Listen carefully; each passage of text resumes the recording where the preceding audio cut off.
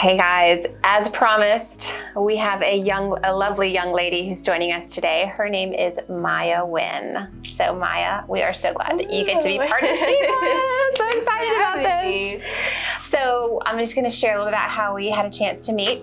So for those of you that were under a rock in 2019, there was this little thing called the Apollo anniversary. And being in the Rocket City, everything was all about space exploration and the Apollo 50 anniversary and what we did in 1969 and landing a man on the moon and all of those wonderful things. And Flourish had the phenomenal opportunity to partner with a lot of community organizations and Listen Local Huntsville and RCP and Tonewood Amp and Fame and all of these amazing people put together a international music competition called Music from the Moon.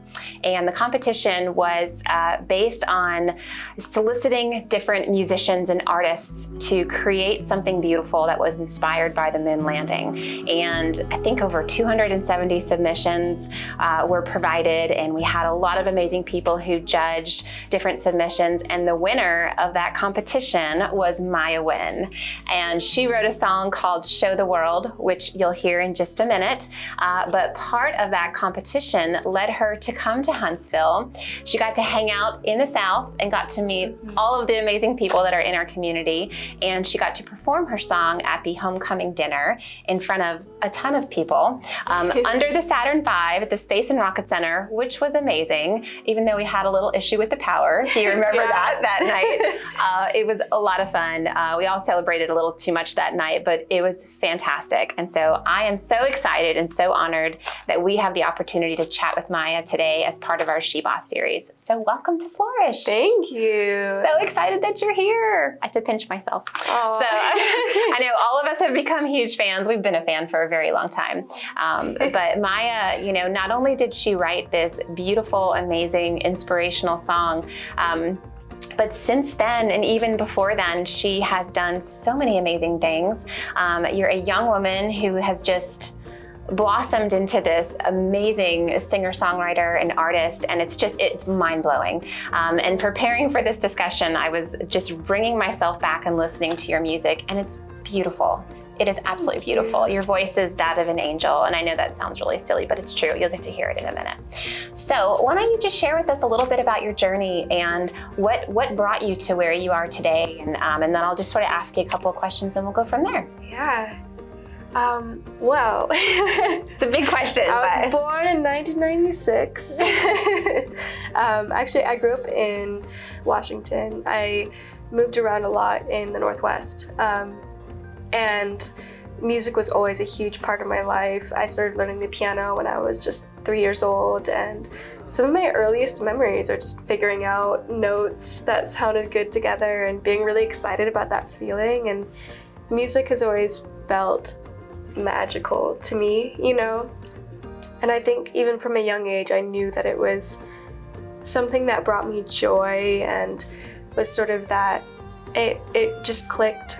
And growing up, I just kept playing and teaching myself new things. And I started to teach myself guitar and drums when I was 13, and it blossomed from there. And I've taught myself over 15 instruments since then. Self-taught. Yeah. Wow. And it's just, I love it so much. I think I would spend so many hours after school just immersed in it and playing and learning and singing and writing songs and improvising songs. And it's just such a huge part of processing my life. And I don't think there was any way I wasn't going to do this, This was it for me. And it's led me to some beautiful places, and it led me here. Yes. And I love it. I love music so much. Wow. So let me ask you, a couple things. What's your favorite instrument to play? The piano. I think, I love stringed instruments. I love the guitar and stuff, but the piano is you feel so huge when you play it. You can be so loud and so dynamic, and it's such a large instrument, and you just feel like you're connected to it. And there's so much just dynamic you can create with it, and that's why I love the piano. Yeah. Did you play in the school band growing up or anything like that? I did choir. I did do band a couple years. We had a really small band, and I did drums and saxophone for 1 year. But I mostly just did choir and taught myself instruments. That's amazing. Yeah. Now, did you have an influence of music growing up from your parents or anyone in your family? A little bit, nothing crazy. My dad played the piano, and he taught me the songs that he knew, and my grandpa plays the mandolin and the banjo, and so he sort of brought in a little bit of that bluegrass folk side of things, but other than that, it was mostly just me. Most of my family is like engineers and professors, and I'm very, very musical. That is just your thing. There's no other. Yeah. So if you didn't take the music path, what do you think you might have fallen back on? Is there anything that's like a secondary love to you other than music that most people don't know about?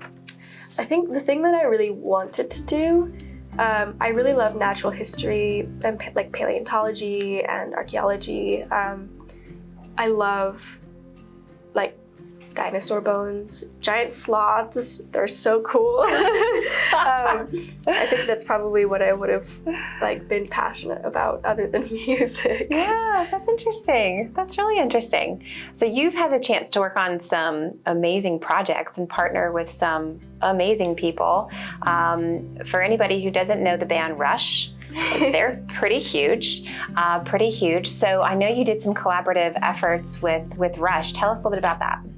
Yeah, so over the last actually 4 years, Alex, the guitarist from Rush, and Andy Curran, who was the bassist from Coney Hatch, which is another sort of Canadian rock band,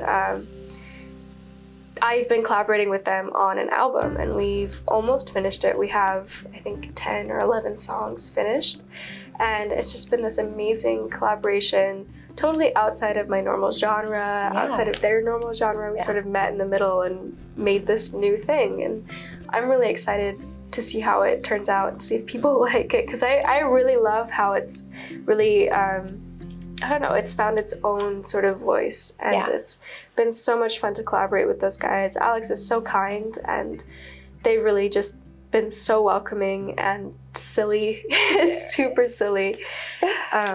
No, so Coney Hatch was a band that I wasn't really familiar with, but they're a rock band, right, from like the early 1980s, like and big hair, the big hair metal band, and like shared stages with like Judas Priest and Peter Frampton and all of these amazing artists. So did the relationship kind of come through Andy? Is that how that started? Okay. Yeah, and it's so fun to hear their stories, because you sit in a room with them and they're just name dropping all of these incredible artists and people, like legends. Like, wow. Yeah. That's crazy. But Andy is super kind. It's so funny. When I first got in contact with him, it was through a different contest that I had won, and I won a mentorship session with him, like a video call. And we had a video call, and neither of us really knew what that meant, so we were just talking, and he was super nice, and I didn't really know who he was at that point. I was just like, oh, he works in the industry. I knew he worked at like a music company called Olay, and that's kind of the extent of my knowledge. Yeah.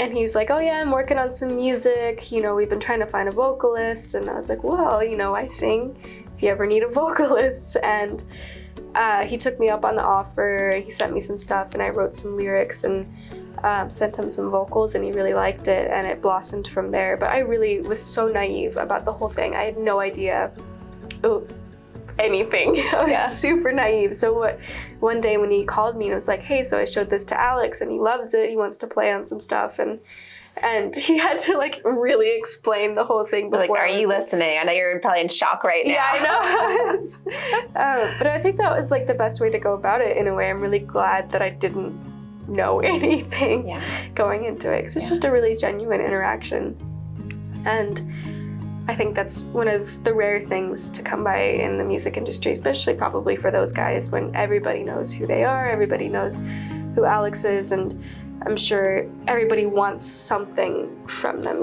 Right. And I was just totally dumb.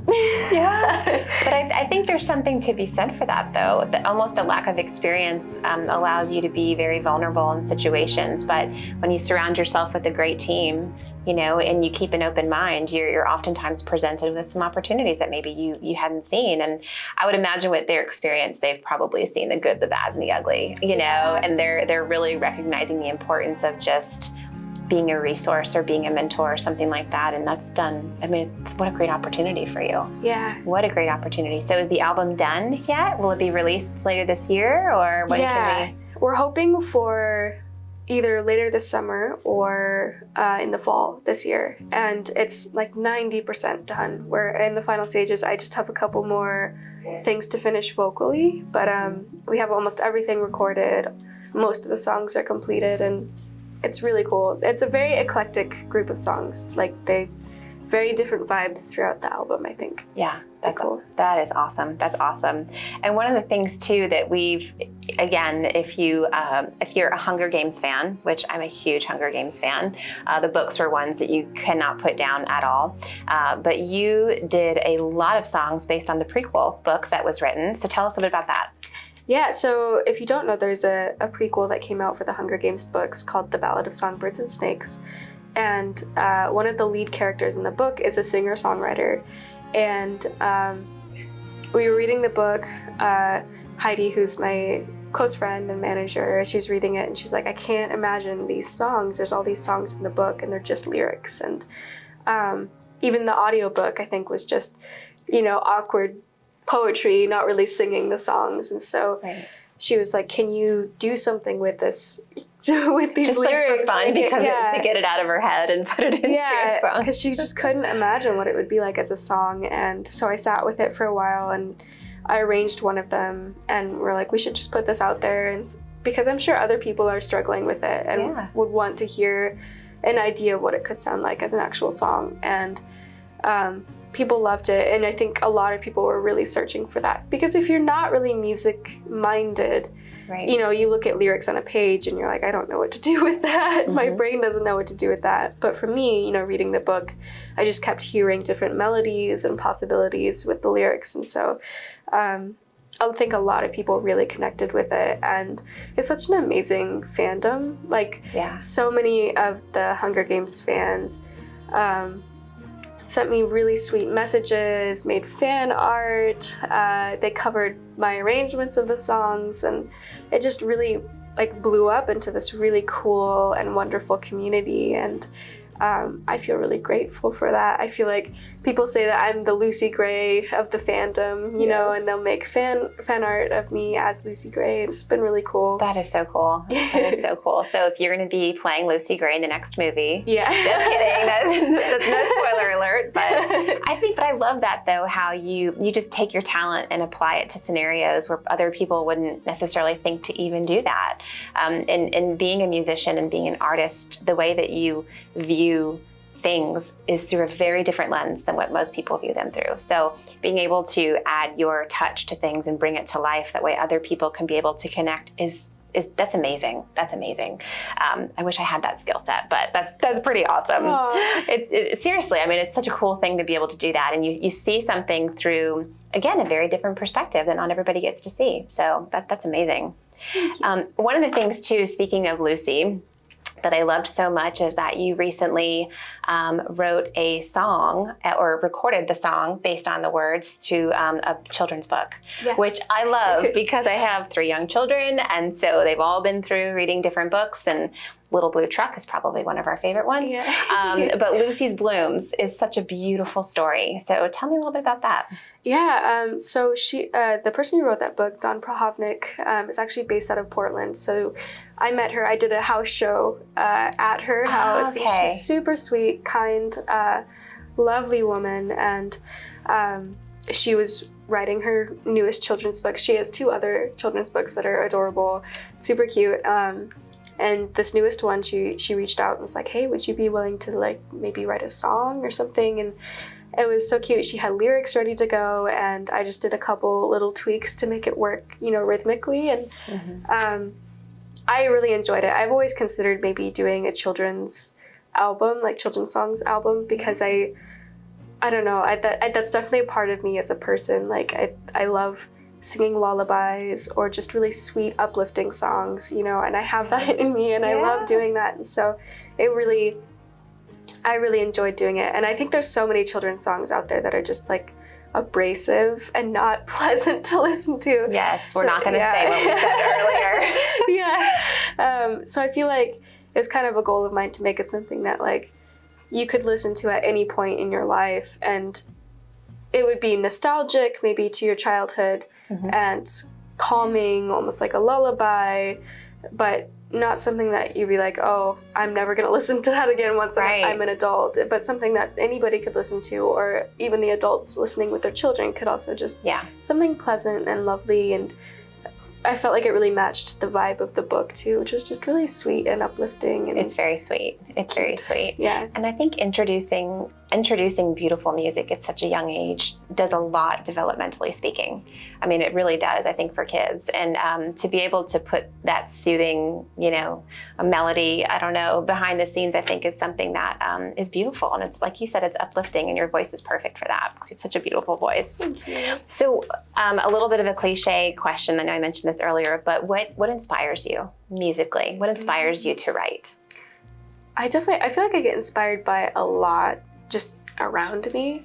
I've written songs about other people, you know, like if my friends are going through things, sometimes I'll sit and I'll process that and I'll write a song about it, even if it's not a personal story.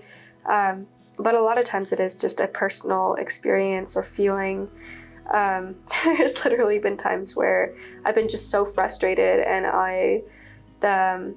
there was a song that I wrote that I was just angry, and I just started strumming the guitar and I wrote an angry song, you know, and it turned into something that actually wasn't just me sounding angry. But I overthink a lot. I think that music is a way for me to take all of those sort of racing thoughts and overcomplications of things and just distill them into something that is easily comprehensible and a feeling, you know, because yes, you can explain anything in words, but there's something about music that really expresses a feeling more than just a word, you know. And I think that when I don't have the words, I'll find the music for it, and when I don't quite have the feeling, I'll sit down and write the words. And there's something so beautiful about being able to distill all of these emotions and complex thoughts into something that is shareable. Yeah. Did you write poetry when you were a kid, or do you journal a lot? I do. I write poetry. A lot of my poetry is really dark. That's okay. Yeah. Not a lot of my poetry turns into songs. It's like a different experience to write poetry.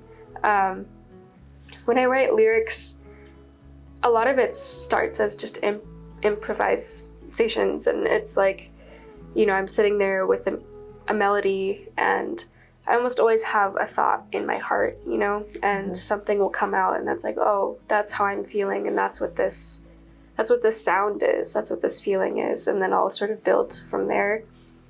So much of songwriting is finding a cadence and rhythm and rhyming words that fit in within that. Yeah. There's so many times I'm going on to rhymezone.com trying to find something that rhymes with this one word. Like what word? Boat, float. Right? Yeah.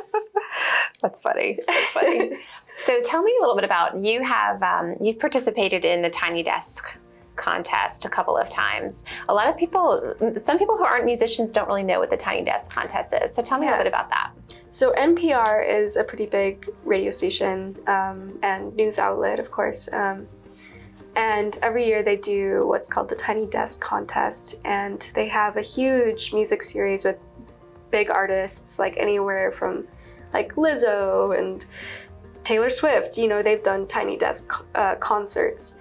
And the winner of the Tiny Desk contest gets to perform a Tiny Desk concert and do a tour with NPR, and it's a huge amount of exposure. And I think every year they get over 7,000 submissions from independent artists all over the country, all over, I think it's even just the US, it's not even open across the world. but it's a huge thing, and just amazing artists that submit to this. But I always submit every year knowing that it's like, this is the year. This is the year. Yeah, I've got my fingers crossed, but it's like, it's such a like a drop in the bucket of how many people are submitting. But I've submitted every year for the past, I think, 3 years. It's always really fun, and I always have my fingers crossed for like maybe they'll see me this year, because they do like feature their favorite artists every year. So I did just do one, and that was my song Overboard that we were talking about earlier. I love that song so much. Thank you. It's such a great song. I do. It's such a great song. And when you were here for the Apollo anniversary, WLRH, who is our NPR affiliate here in Huntsville, absolutely adored you. And Brett Tannehill, their general manager, loved you, had you in the studio, and you recorded your song. And it was phenomenal. They're huge supporters of you. So we'll keep our fingers crossed for you too this year. But Overboard, I really connected to that song though too, because I thought maybe it came out of quarantine a little bit, but before we started this, I know you wrote that a couple of years ago, but it was something that I think a lot of people can relate to given what's unfolded over the last year. Yeah, it's definitely, I was really feeling it when we recorded it. Like, the song is just all about being overwhelmed and having too many things to do, too many things to think about. And right at that moment, like, my cellist Lauren, who is in that video with me, and she's amazing. She has a really great cello solo, a rockin' cello solo in it. And we had just been on this crazy trip, and we had invested so much time into this project that didn't end up panning out. And we were both just feeling so exhausted and overwhelmed. And we did that in one take, and we're like, yep, that was it. All right. Oh my gosh. That's impressive. Yeah, it was just impressive. All of those feelings culminating in that moment. But if you could sum up sort of what's a little bit about that song, what would you say? What is it? What does it sort of share? Yeah, I think most of it, I mean, as somebody who has anxiety, a lot of it's just like that feeling of overwhelm, of like it reaching your tipping point of like, that's it. I'm overboard. This is it. And I've got one too many things to do, and kind of want to just sit there and yell about it for a little bit. Totally, that's what that song is. Which I think that feeling of overwhelm is very, prevalent right now. It's everything that's happening, and there's just so much going on, and the world is crazy, man. It is crazy. It is crazy. I think we've all been pushed to our limits a bit in ways that we didn't expect. And especially as a small business owner, I mean, that was definitely something that was felt. It was a 1-2 punch for sure, which has been hard. It's been hard for everybody, especially with artists, when you can't go out and do shows anymore, and you can't tour and do these things. And how did you react to that? Did you do a lot of the live streaming shows? I know a lot of artists did that. Yeah, I did do a series of live streams, and it was a lot of fun. Like, I had people send in requests, and that's great. But it's so different, and you still get the live feed of comments, but I think trying to connect to people through a camera versus in person is so different. There's so much you communicate with people just through seeing their face and their eyes, and seeing them sing along to your song. Yeah, and feeling their presence in a room, and there's just so much that you miss in the virtual world. And I get so tired of the virtual world so quickly. I mean, there's so much to do on social media and emails, and so much of our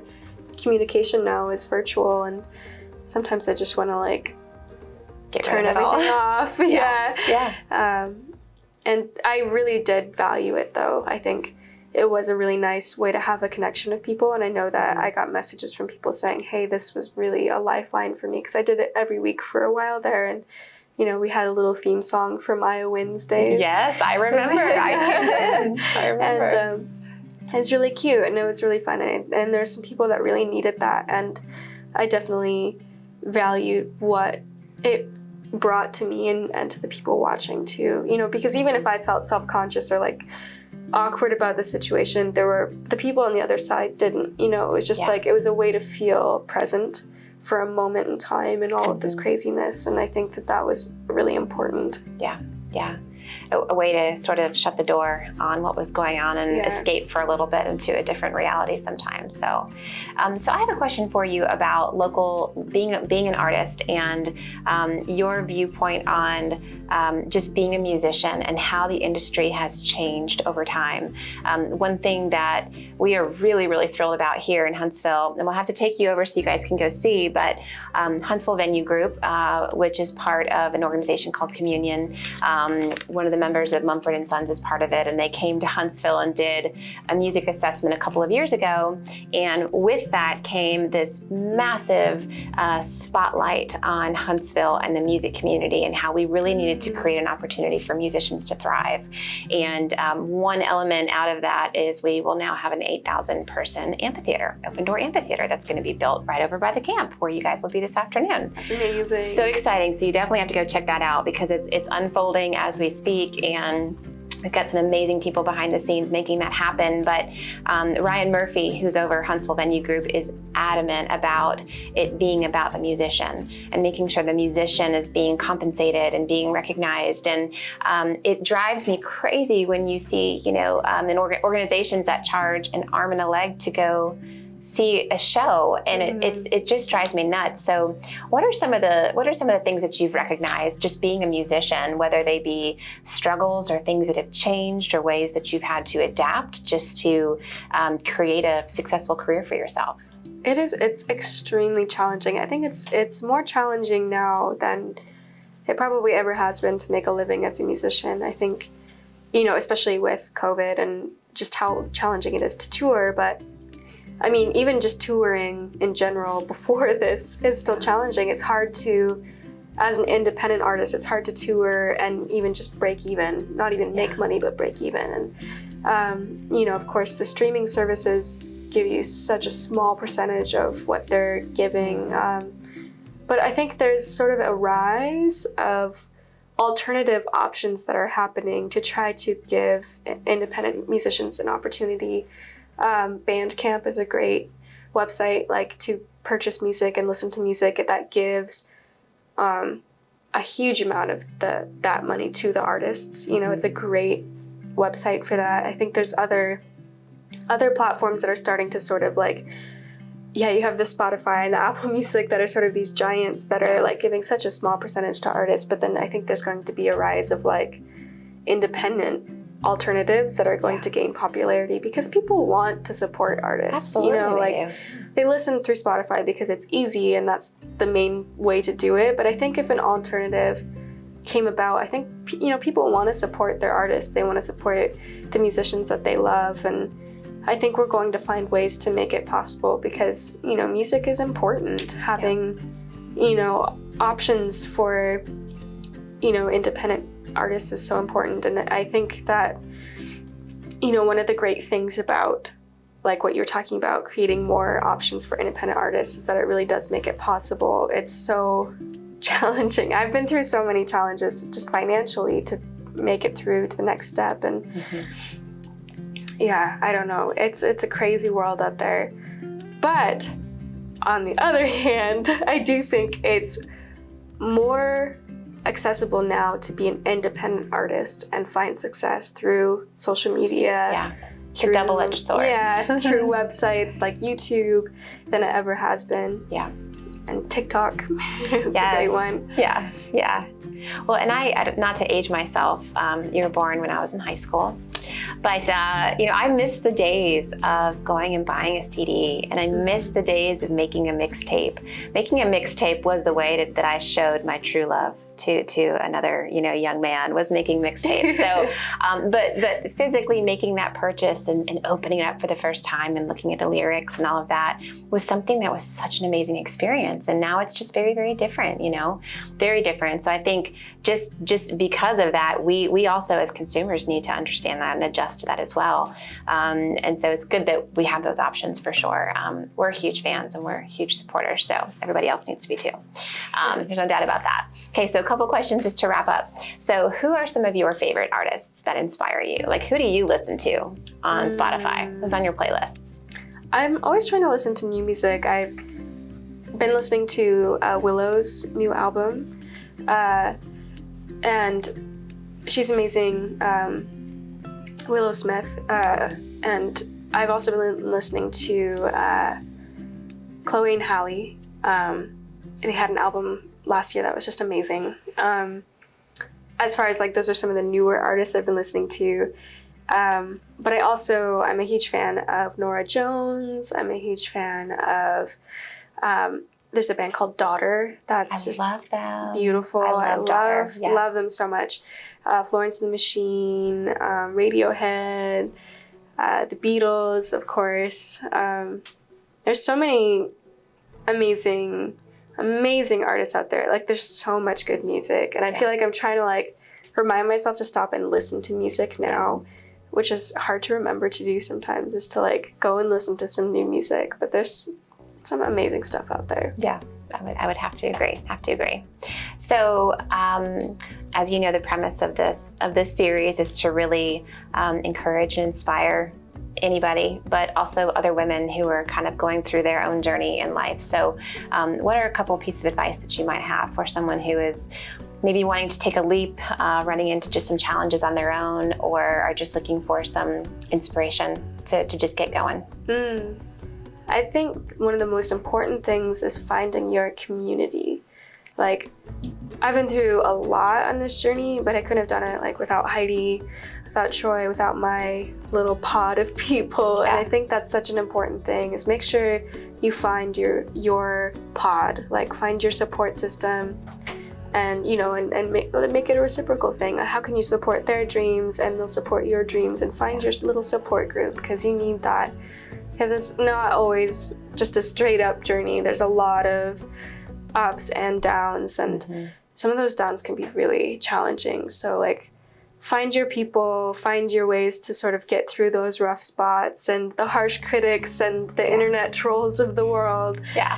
Stop. And just find your people, find your support group, and believe in yourself. I love that. I've to piggyback on that, I think it's so important to let go of those people who don't propel you forward and lift you up, because it's amazing how people can just suck the life out of you sometimes if you don't even recognize it, So I think that's great advice, and I can say you have an amazing team behind you and behind the camera right now, because they're awesome. Emmy nominated, awesome. So proud of them, and we've been just so lucky to get a chance to engage with you, and we're so happy that you're back here in Huntsville. I'm so sorry that it's 110 degrees, or at least that's what it feels like, but we're so happy that you're here. So Maiah, thank you so much for joining us. Thank you for having me. Of course. We'll see you guys next time.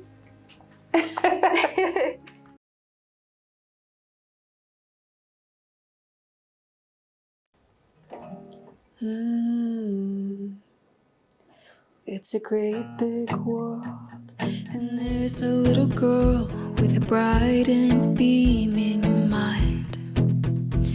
She dreams of flying high, just like Apollo 69, and breaking through that hardened sky. One day she will show the world she has no fear, so far beyond the stratosphere. A modern day rocket man, I know she can change the world. Rocket girl. And there's a little boy with space explorer toys. He dreams of flying to the moon. He counts all of its craters like a human calculator, wishing he could visit someday soon. One day he will show the world he has no fear, soaring far beyond the stratosphere. A modern day rocket man, I know he can blaze a trail and rock this world. And when they close their eyes, they see the astronauts on the TV, the ones from 1969, making steps for all mankind. Remember when they showed the world they had no fear, soaring far beyond the stratosphere. The